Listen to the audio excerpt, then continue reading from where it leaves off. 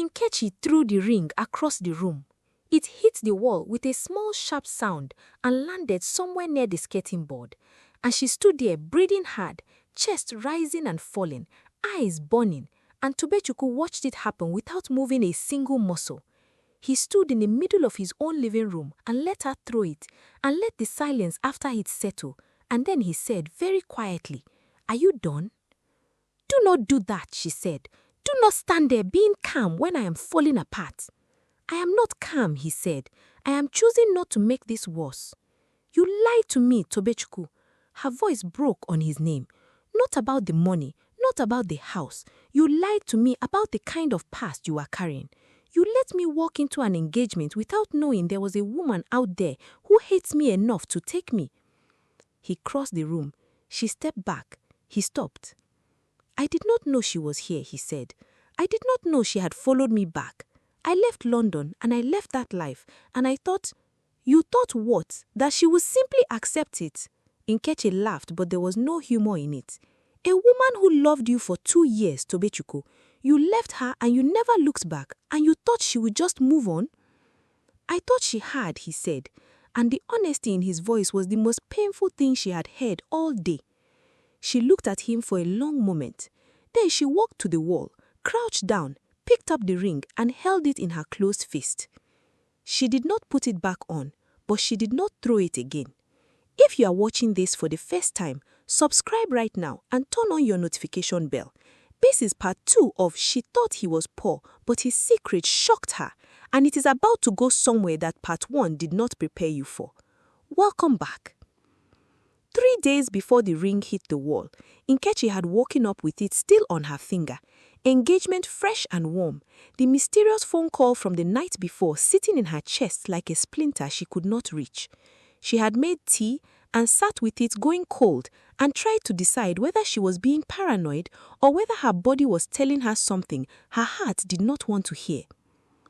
Tobechukwu had arrived with breakfast at 8, akara, fried eggs, fresh egeje bread still warm in the bag.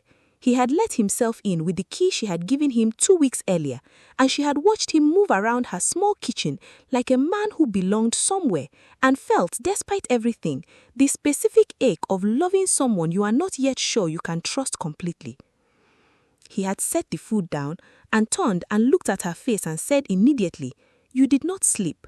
"She slept fine," she said. He pulled out the chair across from her and sat down and looked at her with those dark, calm eyes that had never once pretended to be anything other than what they were. "Nkechi, who is Adanna?" she asked. The breakfast bag went still under his hand. The name sat between them like a lit match. She watched it land on him, watched something move behind his eyes, not guilt exactly, but something adjacent to it, something that knew this moment was always coming and had simply been waiting for its entrance. "Where did you hear that name?" he asked. She told him about the call, every word, the woman's voice, the calm of it, the precision. She told him what the woman had said about London, about something Tobechukwu had done, about a debt that had not been settled. She told him all of it while watching his face, and he let her watch without looking away once. When she finished, he was quiet for a moment. Then he said, "She was someone I was with in London for almost 2 years." "Someone you loved?" A pause. "Yes." Nkechi felt that land somewhere tender. "And you ended it?" "I ended it," he confirmed. It had become something I did not recognize anymore. She was... Adanna is brilliant and beautiful, and she's also the kind of person who does not understand that love cannot be a cage. The more I tried to create space between us, the tighter she held. When I decided to come back to Nigeria, she took it as a betrayal. "Was it?" Nkechi asked quietly. He looked at her. "I came home to build something real. What we had stopped being real a long time before I left. I stayed longer than I should have because I did not want to hurt her. In the end, I hurt her more by waiting." Nkechi turned her tea mug slowly in both hands. "She is here, Tobechukwu, in Lagos. She posted something on social media 3 days ago." She showed him the screenshot Chidinma had sent. He stared at it for a long time, and his jaw tightened by degrees until she could see the muscle walking beneath his skin. "She came back," he said, more to himself than to her. "She came back," Nkechi confirmed. He looked up. You are not safe here alone. I am not moving because of someone else's obsession. Inkechi, I said no. She stood up and took her cold tea to the sink. What I need from you right now is not a solution. What I need is the rest of the story. Everything, not the version you have been editing for my comfort, the real one. He was quiet for 3 full seconds. Then, sit down, I will tell you everything. She sat, and he told her. What came out over the next 40 minutes was not the story of a villain. It was something more complicated and therefore more frightening. The story of 2 people who wanted different things and communicated it badly. Of a woman who had invested so completely in a future that when it was taken away, she had not known who she was without it. Tobechukwu left. He tried to do it cleanly. She called him every day for 3 months. Then she stopped. And the stopping, he said, was frightening him more than the cause. By the time he finished, Nkechi was sitting very still. Why did you not tell me any of this before you proposed? She asked. Because I was afraid, he said simply. Afraid that her story would become your reason to leave before you knew me well enough to stay. She looked at him for a long moment. Something in her chest was doing 2 things at once, softening and stilling, both at the same time, the particular internal weather of a woman who loves someone and is furious about it. She stood up and walked around the table and took his face in her hands and looked at him up close, the way you look at something you are trying to memorize. If anything happens to me because of your unfinished past, she said softly, I will never forgive you.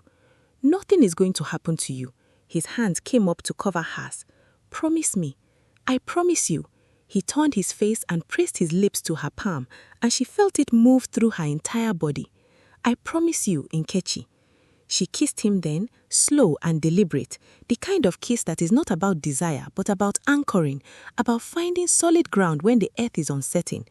He pulled her close and kissed her back with everything he had, and she pressed her forehead to his afterward and closed her eyes and tried to believe that a promise made in love was enough to hold against whatever was coming.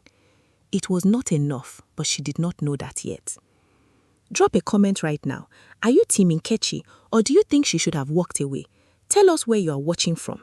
Like this video and let us keep going. The car was back on her street the next morning. Nkechi saw it from her bedroom window at 6:45. Dark sedan, tinted windows, parked just far enough from the gate to seem coincidental and close enough to see everything. She stood at the window for a full minute without moving, heart knocking steadily against her ribs. Then she stepped back from the glass and called Tobechukwu. He answered on the first ring. I am already on my way, he said, like he had been waiting for the call. How did you? I have been awake since 4 a.m. Get away from the window. He arrived in 11 minutes. The car was gone by the time he turned onto her street, but the tire marks were fresh in the dust at the cab, and Tobechukwu crouched down and looked at them with an expression Nkechi had not seen on him before. Cold, focused, stripped of the warmth she had come to associate with his face. He stood up and said, You are coming to my house today. Tobechukwu, this is not a discussion anymore. He turned and looked at her, and the warmth was back, but underneath it was something immovable. I let you stay here after the call because you asked me to respect your independence, and I did. I cannot do that anymore. Someone is watching your house. That changes things. Nkechi opened her mouth. Then she thought about the footsteps behind her the previous evening, the ones that stopped when she stopped, the ones that had made the hair on her arm stand up, and she closed her mouth again. One bag, she said, I am not uprooting my life. One bag, he agreed. She was inside packing when Chidinma arrived unannounced, breathless, pressing her phone into Nkechi's hands before she was even through the door. On the screen was Adanna's social media page. The cryptic post from 3 days ago had been deleted. In its place was a new one, posted 40 minutes earlier, a photograph of a street. No caption, no location tag. It was Nkechi's street. Chidinma said, she posted this 40 minutes ago, Nkechi. She's not just watching, she is telling you she is watching. She wants you afraid. Nkechi stared at the photograph. Her gate was visible in the corner of it, her yellow curtain showing through the parlor window.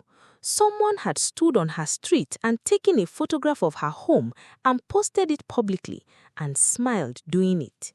Something shifted in Nkechi at that moment.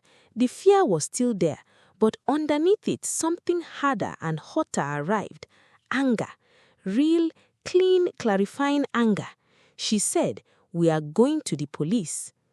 Adaize arrived at Tobechukwu's house that evening with food she had cooked herself, a fact that caused Chidinma to stare openly because in 11 years of friendship, she had never once seen Adaize cook for anyone other than herself. Adaize set the pot down without explanation and said briskly, "I made egusi and rice. Somebody needs to eat in this house." Nkechi looked at her from across the kitchen. "You cooked." "Do not make it a thing," Adaize said, not meeting her eyes. But Chidinma caught the slight softness in Adaize's jaw, the way she kept glancing at Nkechi when she thought no one was watching, and understood that this was Adaize's language, the language of a woman who did not know how to say, "I am sorry I was jealous, and I am frightened for you." So she said it with egusi and stoicism instead. Later, when Tobechukwu and Chidinma had stepped out, Adaize sat across from Nkechi at the dining table, and they were quiet together for a moment. Then Adaize said, without looking up from her plate, "I owe you an apology." "Adaize, let me finish." She looked up. Her bold eyes were steady, but the effort it cost her was visible. "I was jealous. I am not going to dress it up. You had something real, and I had a married man's bank transfer, and the comparison was not flattering for me." She paused, "But I should not have made my disappointment in myself your problem. You deserved better from me." Nkechi reached across the table and covered Adaize's hand with hers. She said, "You are here now. That is what matters." Adaize nodded once sharply and looked back at her plate and did not say anything more, but her shoulders came down from around her ears and she ate properly for the first time in days. The police station the following morning was everything Inspector Dike's desk was not: chaotic, loud, and aggressively fluorescent, but the man himself was an island of stillness in the middle of it. He listened to everything. He looked at the screenshot of the social media post. He looked at the call log. He asked his questions in the particular order of someone assembling something rather than simply gathering information. He looked at Tobechukwu. "You said you know this woman personally." "Yes." "And you believe she's capable of escalation beyond phone calls and surveillance?" Tobechukwu did not hesitate. "Yes." "What makes you certain?" A pause. "Because in London, when I ended things with her, she showed up at my workplace 3 times in 1 week. She contacted my family in Nigeria before I had even told them I was coming home. She does not stop at the gesture, she commits to it." Inspector Dike wrote something down. He looked at Nkechi. "Has she made any direct physical contact with you?" "Not yet," Nkechi said.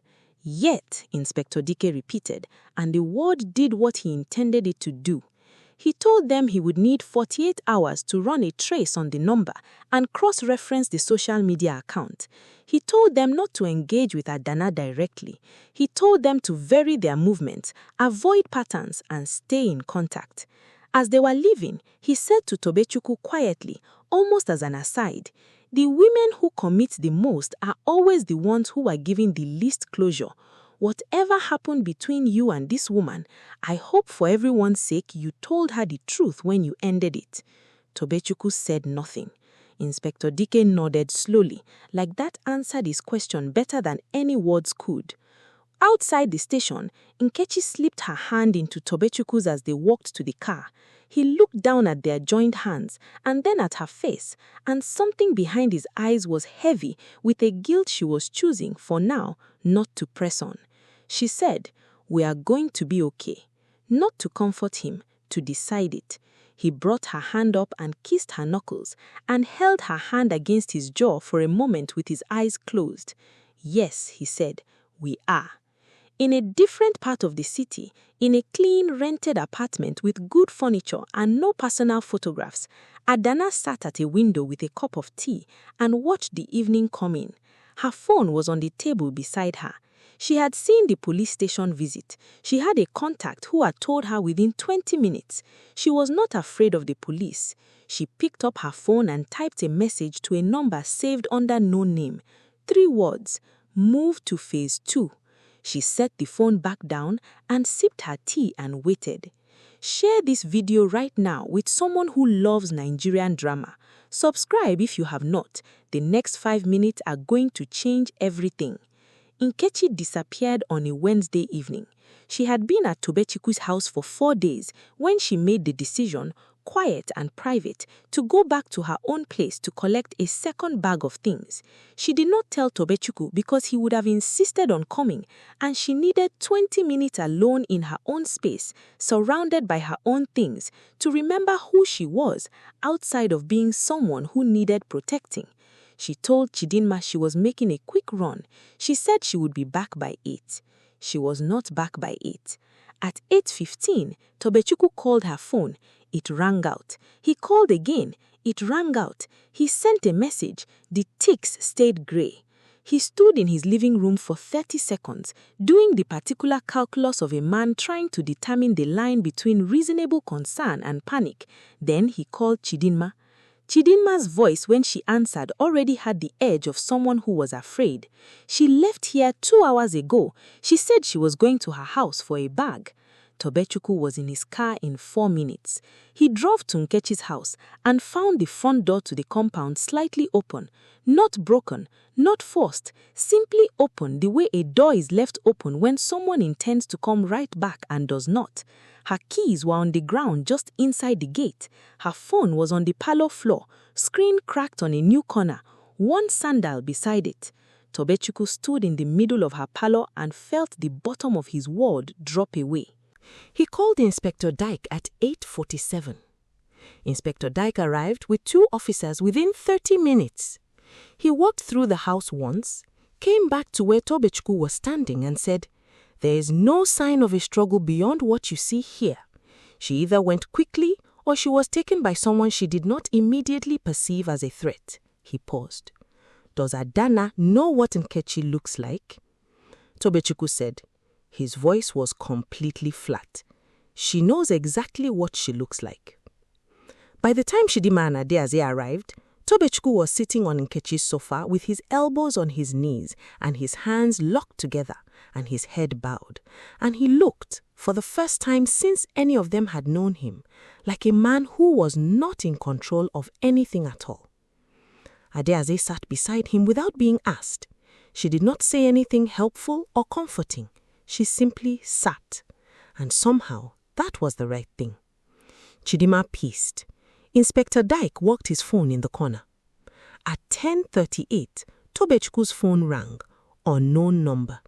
He answered it on speaker without hesitating, and Inspector Dyke crossed the room in 3 steps.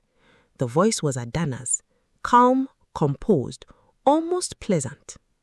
"She is fine," Adanna said. "I want you to know that first. I am not a monster, Tobechukwu.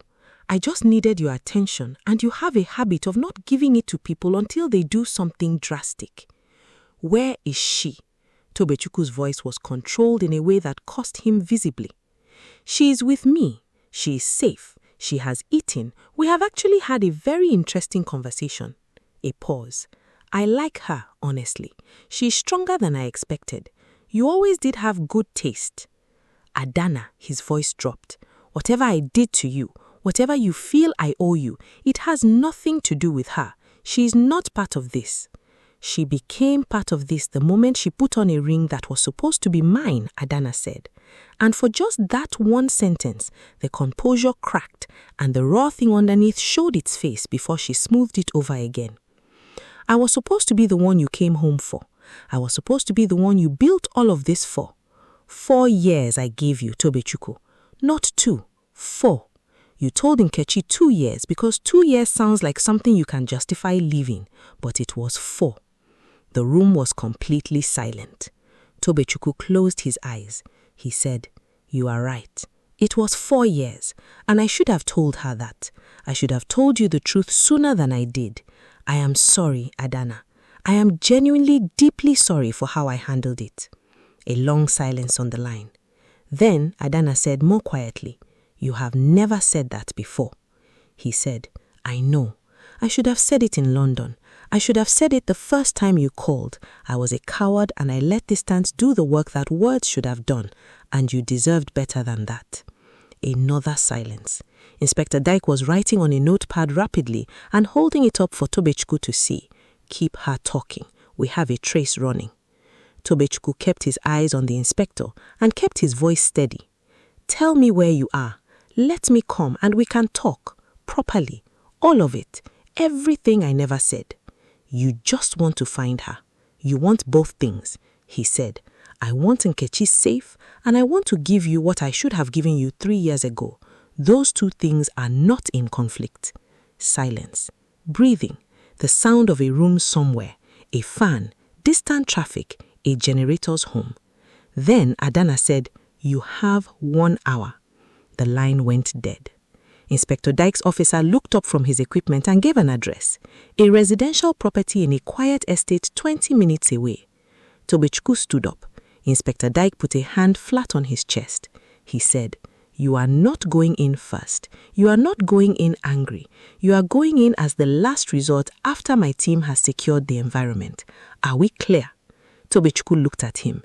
Every muscle in his body wanted to argue. He said, "Clear." Adeaze grabbed his arm before he walked out.